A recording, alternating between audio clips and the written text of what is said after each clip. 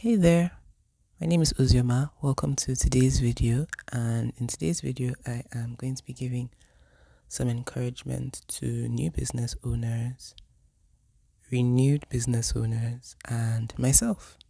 I co run a business, and in this year, I've decided that, I'm going to pick up the slack. So, this is also for myself. In this video, the clips are just different things I captured in the name of content in the past maybe 2 years that I just put together. And a lot of the things that are here are just the aspects of running a business or testing different ideas for your business that won't typically be seen, and where the end result might end up being something very small in comparison to what was actually put in. So, for example, you spend hours, well, maybe an hour or almost an hour, trying to put together a reel, and we all know reels are really short. So, I would say that the first thing is to keep going, not to despise the days of small beginnings, and there'll be a lot of effort you put in, and you may not see the immediate result, but there is a reward in the consistency, in that you're building your discipline. Don't be afraid to work with other people. I initially started this alone, but just following a conversation about what I was doing, it lined up with what she had wanted to do, and then we decided to work together, and it was completely unexpected. I didn't even think that was going to happen, but look at that. So now I have someone who helps me stay accountable. I have someone who encourages me, someone who I learn from as well. Don't be afraid to dream big.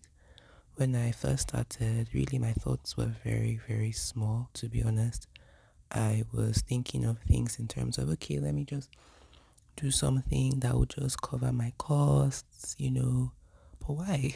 Like, why should I want to just cover my costs? Why shouldn't I desire abundance? And I think that it helps to actually have a huge picture, and then maybe you might not get there immediately, but where you get to would eventually be better than smallness. Create structures and processes to help your business run efficiently. This is something that we're still working on, and I assume it's something that one continues to do, because you'll eventually get to a point where, as you're growing, you need to improve your structures. But definitely start with being structured and thinking of the way to make this as easy as possible for you, the business owner. Because if you have a 9 to 5, for example, you need to structure your business such that you're able to be excellent in both your 9 to 5 and your business. If this means that you hire somebody else, do so.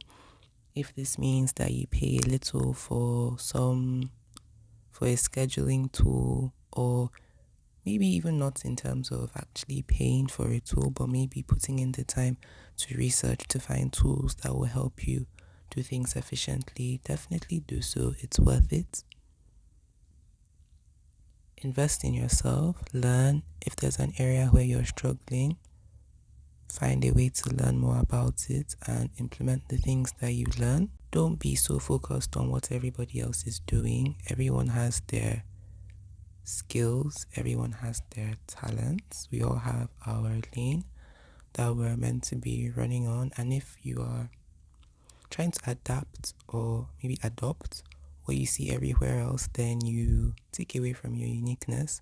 So own who you are, own being yourself, and work from there. In line with owning who you are and working from there, find a way to make the systems that your business runs on work for you. So I've already mentioned being structured and thinking, starting with structure in mind, right? So if you find that perhaps you're somebody who gets easily distracted by social media, but you recognize that in the space that you're about to go into you really need to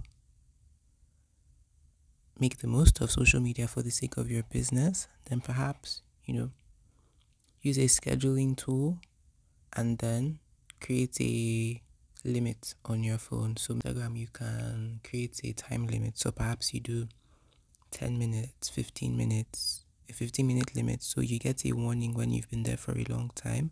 And I think that way you're not sacrificing your mental health, for example, for the sake of your business. Instead, you are adapting things to work for who you are. Don't compromise your standards, don't compromise your well being for the sake of your business. Ultimately, I see a business like something that you pour into.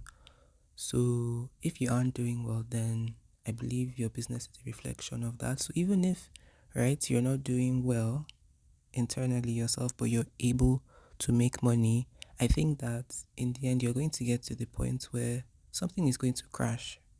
Perhaps it will be you. And then if you crash, then how do you take care of the business?